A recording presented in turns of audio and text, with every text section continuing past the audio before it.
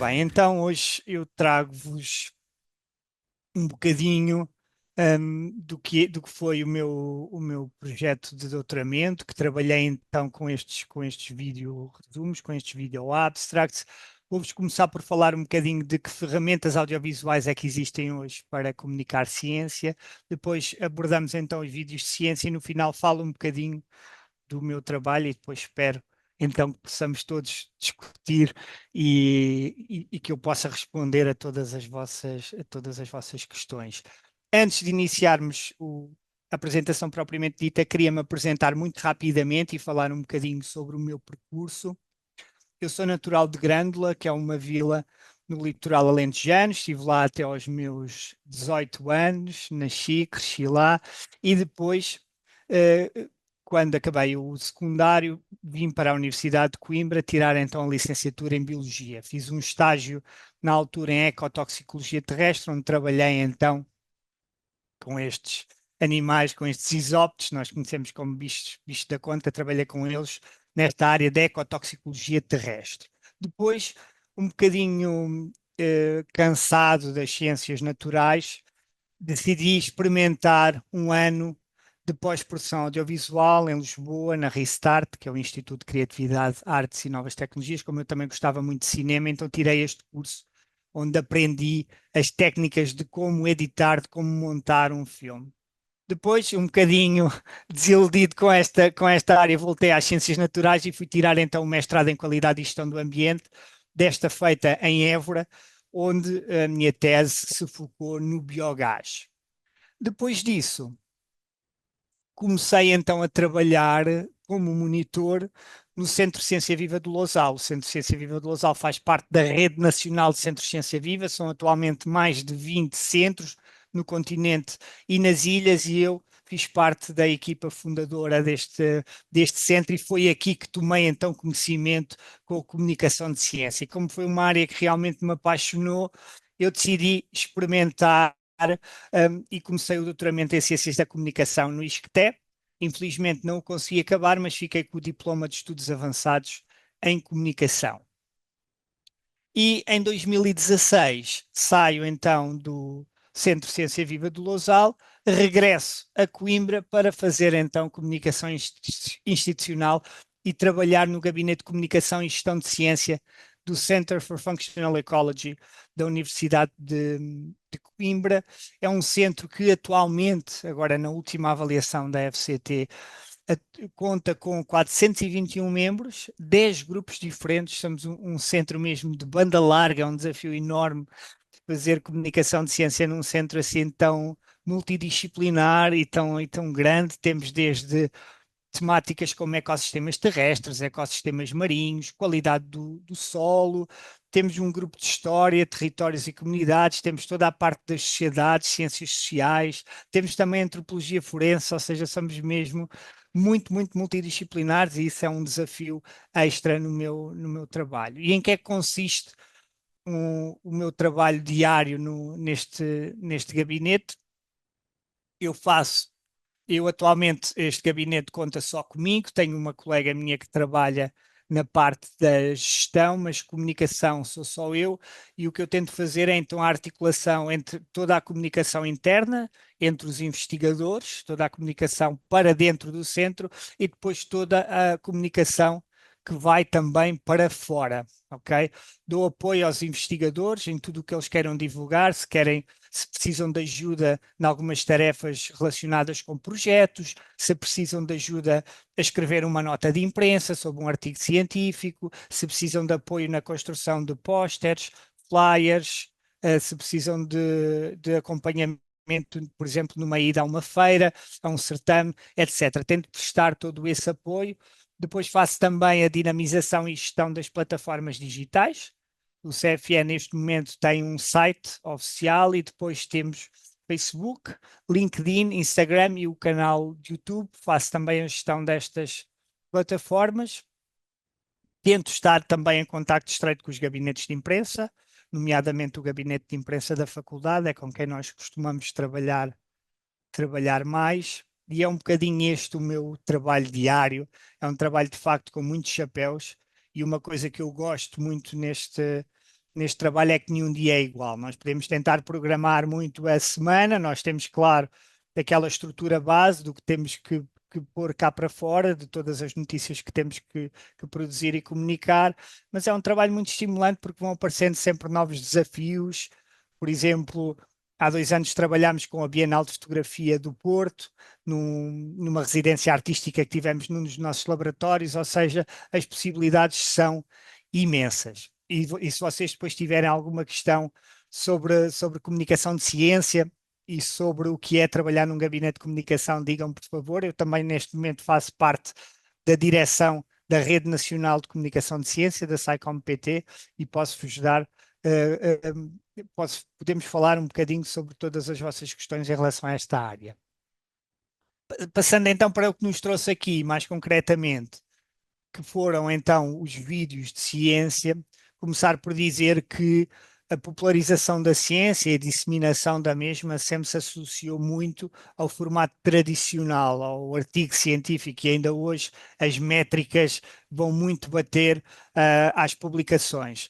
Mas a verdade é que com a internet e as novas tecnologias e também com tudo que a pandemia trouxe e tudo que a pandemia mudou, foram criados então novos desafios e hoje, de facto, o acto de fazer ciência tornou-se muito mais complexo e muito mais desafiante para todos estes atores que estão neste meio.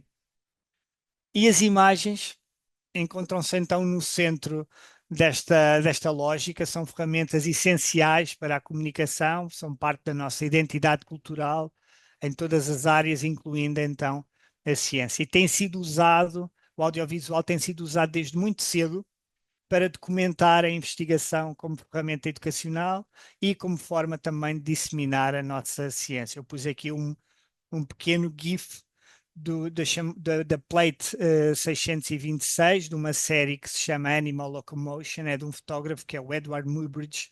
Ele foi considerado um dos pais do cinema científico. Ele tem várias séries onde tirava estas fotografias e depois criava estes filmes, e ele, juntamente com uma série depois de entusiastas, é considerado um dos pais do cinema científico, ou seja, uma série de figuras que foram aparecendo até à segunda metade do século XIX, foi quando depois apareceu a televisão, apareceu o documentário Natureza, uma série de investigadores que eram chamados cinecientistas e que realmente que utilizavam, eles próprios eram realizadores e utilizavam então a ciência e utilizavam o audiovisual como um meio de promover a sua ciência e como parte integrante da mesma, ok? Não eram coisas separadas, fazia tudo parte e promoviam também avanços muito importantes na ciência e houve tecnologias que foram criadas graças a estas figuras.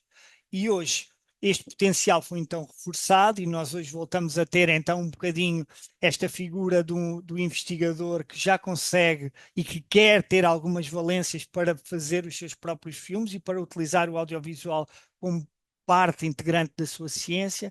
E dentro dos recursos mídia, os investigadores têm muitas ferramentas para comunicarem o seu trabalho e elas podem ser só áudio, podem ser só visuais, só imagens, ou podem ser então uma mistura de ambas as coisas que são então os vídeos de ciência. Vou-vos só dar alguns exemplos muito breves do que é que nós podemos fazer, por exemplo, só com imagens, só com ilustrações. Está cada vez mais presente a banda desenhada como forma de comunicar ciência. Embaixo tem um exemplo de um folheto que foi feito pelo CNC, um Centro de Neurociências e Biologia Solar aqui de Coimbra, que fez então uma banda desenhada sobre o sono para ser distribuída gratuitamente com o jornal público no Dia Mundial do Sono. Em cima à esquerda tem um exemplo de uma banda desenhada que nós criamos para uma exposição científica sobre a luz. Então nós, para conduzir o visitante ao longo dos vários módulos, criamos uma banda desenhada e uma história sobre um grupo de fotões, são esses fotões que aí estão descritos, e utilizamos então estas ilustrações como forma de conduzir a exposição. E do lado direito temos um livro também feito por um centro de Lisboa sobre as alterações climáticas e é também em formato de banda desenhada. Outro exemplo muito interessante foi uma exposição que nós produzimos intitulada Pósteres Caseiros. Isto é um artista que faz pósteres originais dos filmes e nós agarrámos em 20 filmes que sabíamos que tinham temáticas científicas e pedimos para ele criar pósteres originais para os mesmos e depois fizemos uma exposição onde apresentámos os pósteres e apresentámos depois um pequeno texto onde fazíamos a ligação à parte da ciência por trás da história ficcional. Depois temos as ilustrações das revistas científicas, as ilustrações que saem nos jornais, ilustrações, por exemplo, do PubHD Coimbra. O PubHD é uma iniciativa onde, uma vez por mês, 3 investigadores são convidados a falar um bocadinho do seu doutoramento num bar, no ambiente informal de um bar. E o PubHD de Lisboa, nas suas sessões, convidam uma sketcher para estar lá e para ir desenhando então o que estava a ser apresentado e depois publicou tudo em livro. É muito, muito interessante, vale muito a pena. Depois, na parte só, só sonora, temos os podcasts de ciência, que comparativamente com outras áreas ainda é muito de nicho, ainda estão a florescer, mas já temos alguns exemplos interessantes. O Festival Pods, que premia os melhores podcasts nacionais e acontece uma vez por ano, já tem uma categoria de ciência, tecnologia e educação. Estes foram os nomeados do ano passado, ganhou o podcast Azul do público.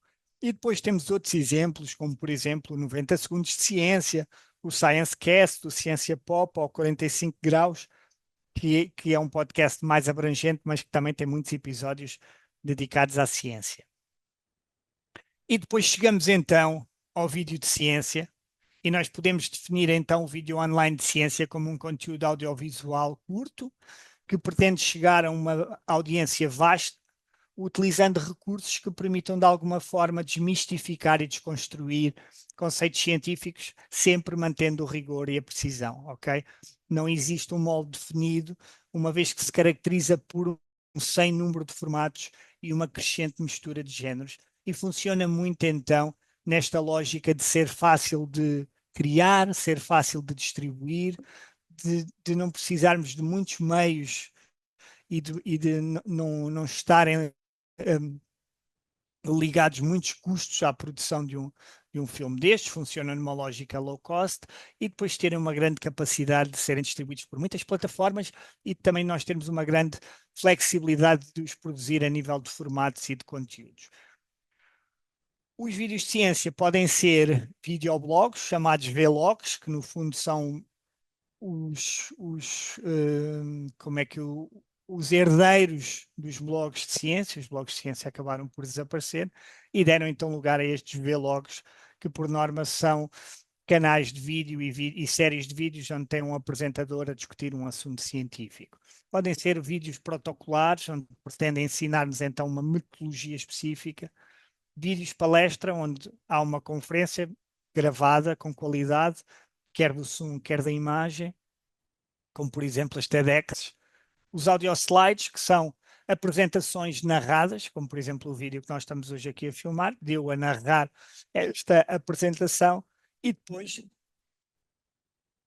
temos o vídeo abstract, que é então o objeto de estudo do meu trabalho e aquele tipo de vídeo com que eu tenho trabalhado mais, que pode também ser designado vídeo artigo, vídeo resumo. Se vocês ouvirem estas designações, isto vai tudo bater ao vídeo abstract. E é um exemplo muito claro da importância dos vídeos de ciência. Porquê? Porque não só pode ter vários formatos, pode ser uma animação, um monólogo, uma apresentação simples ou dinâmica, um documentário, uma mistura de tudo isto, como permite então descrever fenómenos complexos de uma forma mais eficaz, tem um potencial grande para aumentar a visibilidade da nossa investigação, de chegar a novas audiências, fomentar o discurso público, científico em público. E depois o mais importante é que, de facto, isto, sendo vídeos que vêm da investigação, que vêm das universidades, asseguram o rigor científico e, desta forma, podem funcionar como ferramentas educativas. Eu vou-vos dar pequeninos exemplos dos vários formatos que pode ter um vídeo abstract. O primeiro é uma animação, é o formato animação. As florestas fornecem-nos múltiplos serviços essenciais para o equilíbrio da vida na Terra. Contudo, Elas são mais do que conjuntos de árvores. Florestas saudáveis baseiam-se numa complexa rede de interações entre muitas espécies de plantas, animais e fungos, mas estão sob uma crescente pressão da ação humana, incluindo a intensificação dos focos florestais. Foi uma animação que nós produzimos no âmbito de um projeto, ou seja, logo quando descrevemos o projeto, colocámos uma tarefa onde iríamos produzir uma animação, adjudicámos logo verba para isso e depois com a articulação de uma empresa produzimos esta pequena animação que está agora a concurso num festival que está a acontecer online e que eu recomendo muito, um festival muito interessante de curtas online de ciência, que é o Braga Science Film Fest e que vai ter lugar até ao próximo dia 24. Se vocês puderem, é totalmente gratuito, basta registarem-se e depois por dia podem ver uma série de curtas diferentes. Depois temos o formato monólogo, que é dos formatos mais simples, onde temos um investigador a falar para a câmara. My name's Rick Shine, and I'm going to talk about a paper that we published recently in the journal Functional Ecology about movement patterns in these magnificent reptiles, the northern blue-tongued skink. The paper is entitled The Effect of Weather Conditions on Dispersal Behaviour of Free-Ranging Lizards in Tropical Australia. Pronto, não é dos formatos mais apelativos, mas é bastante simples. Basta termos a câmara aprontada para nós e falamos um bocadinho sobre a nossa investigação. Neste caso, ele tinha na mão o seu objeto de estudo, que era este lagarto. Depois, podemos ter uma apresentação simples como um audio slide, ou seja, só imagens a passar e depois a narração ou algum som ambiente. Rivers are not homogeneous environments. They have different areas such as slow-moving pools, shifting substrates and shorelines, and fast-moving waters, providing different conditions and habitats for animals. This diversity of habitats influences the evolution of traits, making freshwater invertebrates a good study model for understanding É também um formato bastante simples, não é dos mais apelativos, mas se nós pegarmos numa apresentação deste género e inserirmos, por exemplo, transições e títulos, fica uma coisa muito mais dinâmica, como por exemplo esta que eu vos vou mostrar a seguir.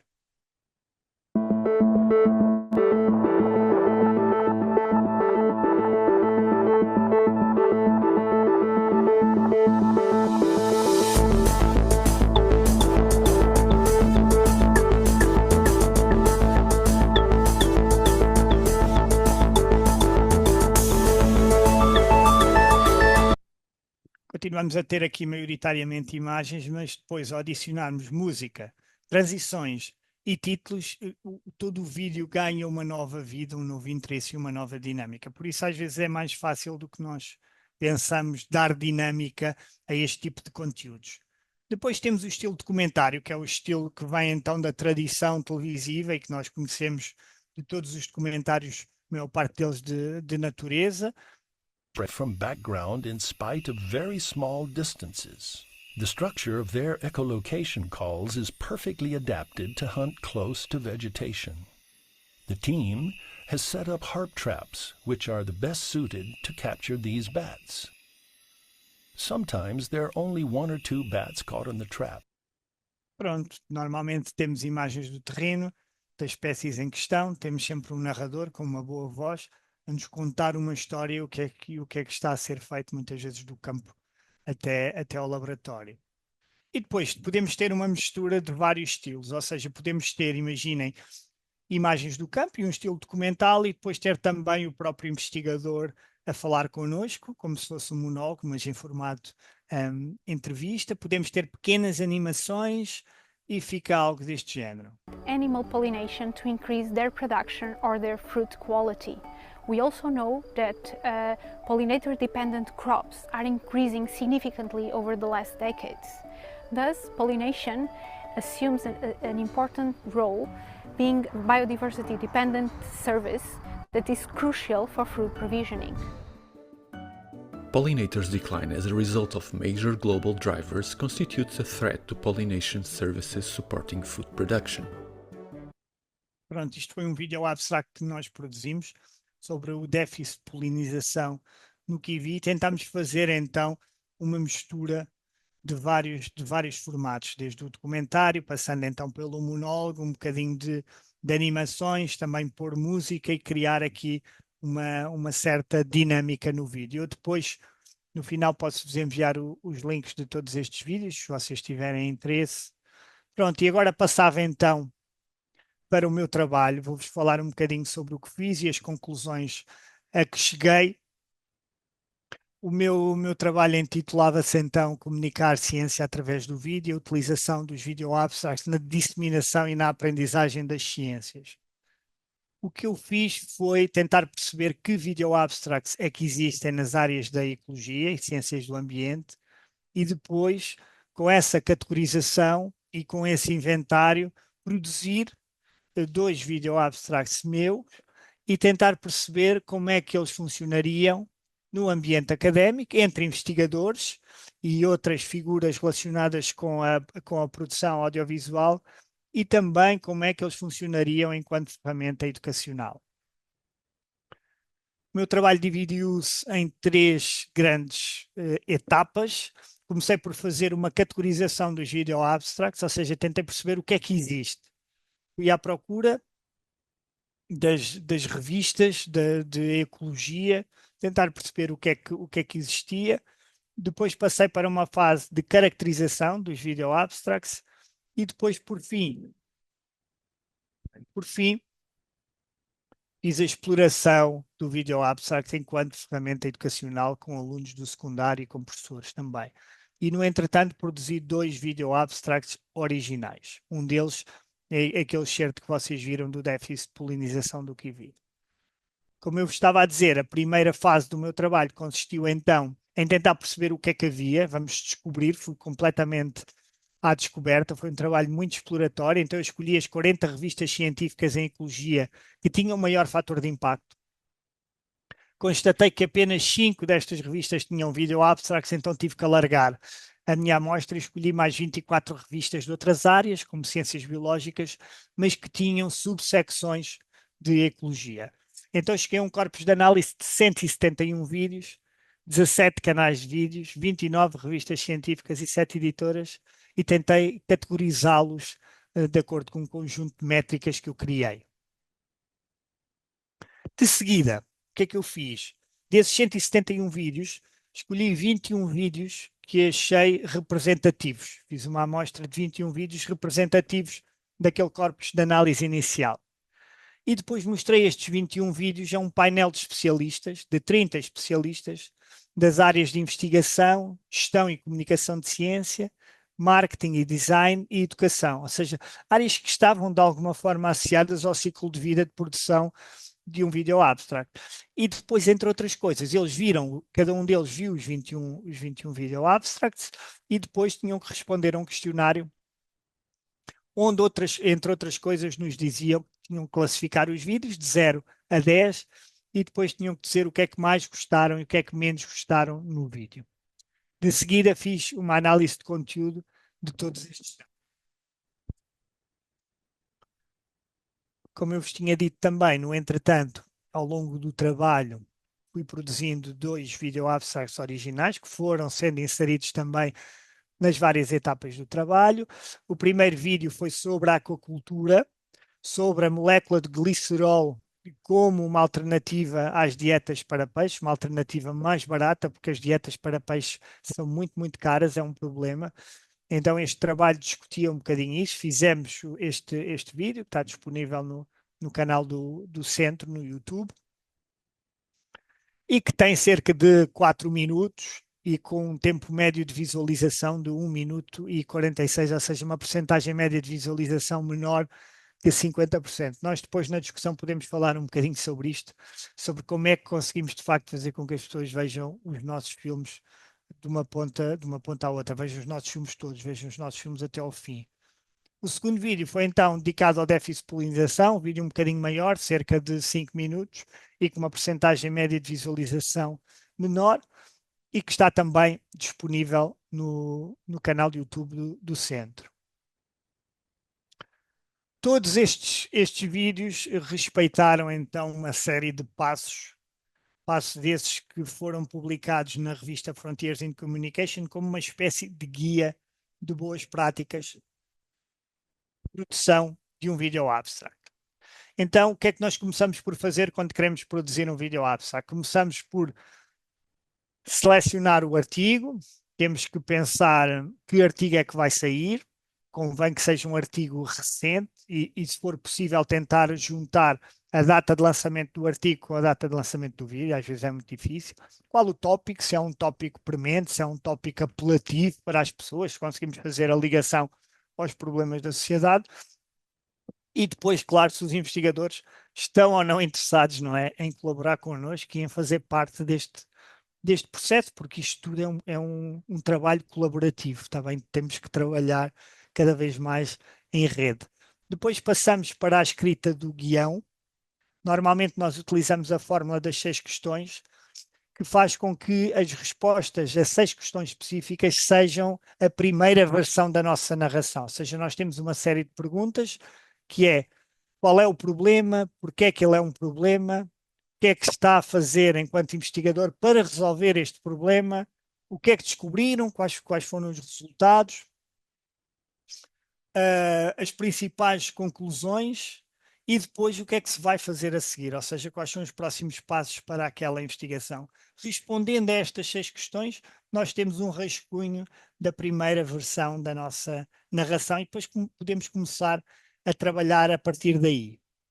Passamos depois, assim que tivermos o nosso guião concluído, passamos para o campo, onde temos então que gravar a narração, fazer todas as filmagens. Se tivermos possibilidade de criar pequenas animações, temos que o fazer também.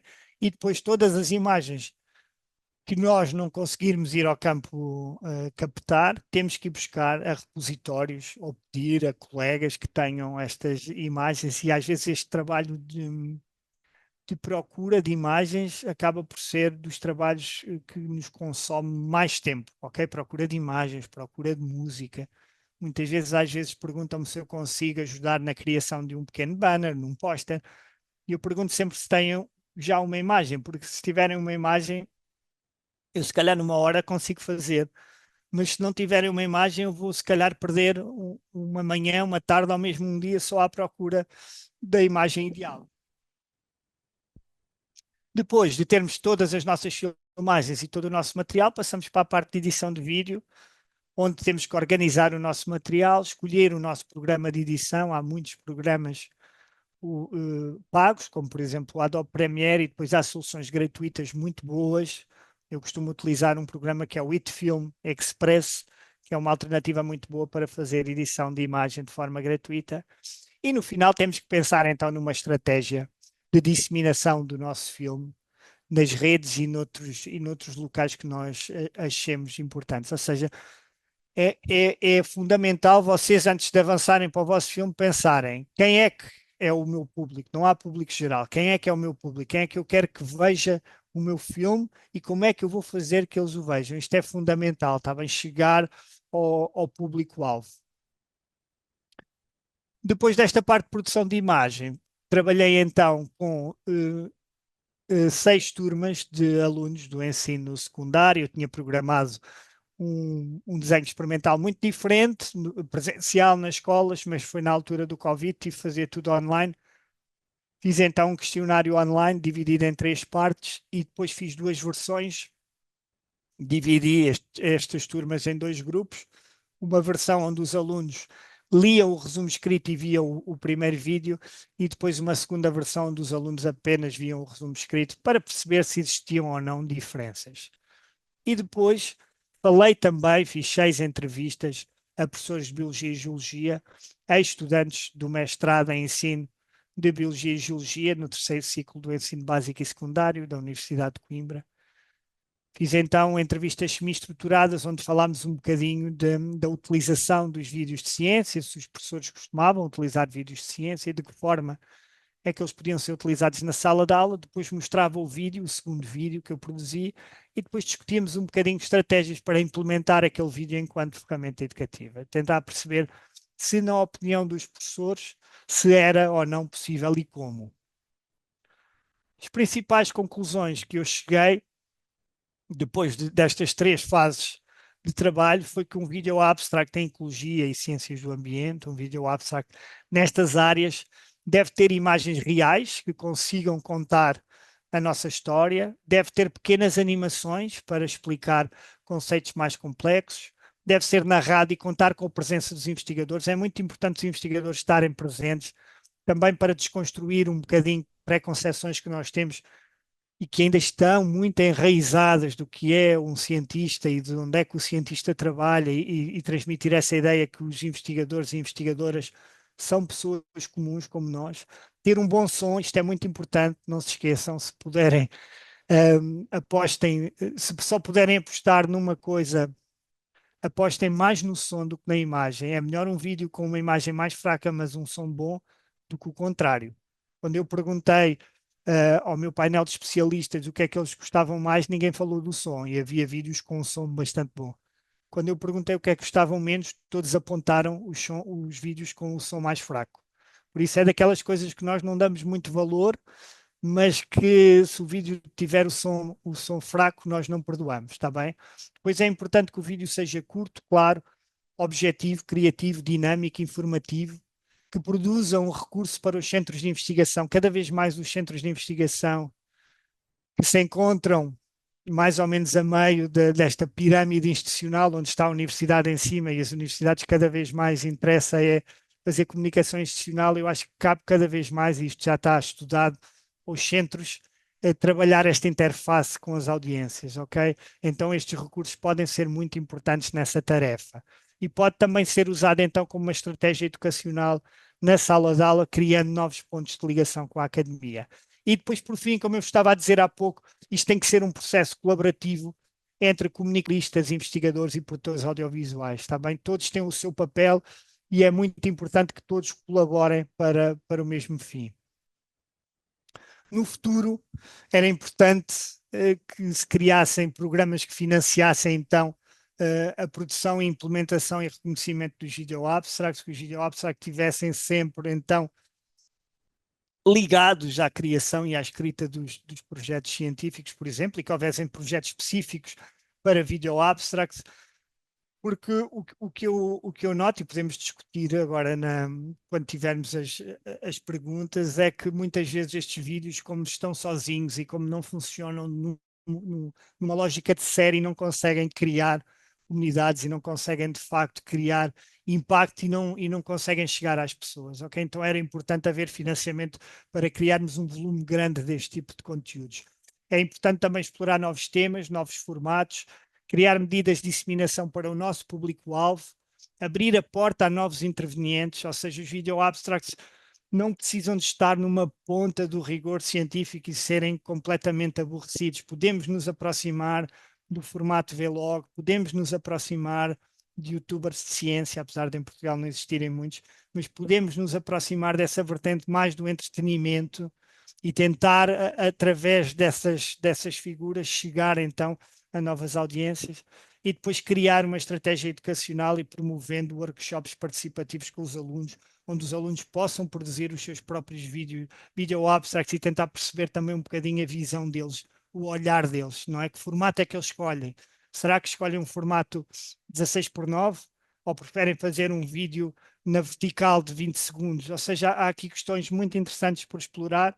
É uma área fascinante que está aberta e está pronta a ser descoberta, e todas estas recomendações eu acho que são muito importantes para a implementação e para o crescimento da comunicação de ciência na academia a nível nacional e internacional. E pronto, é isto. Muito obrigado. Alguma dúvida depois que tenham, se me quiserem contactar, estão aqui os meus contactos. Espero que tenham gostado e agora estou totalmente aberto às vossas questões.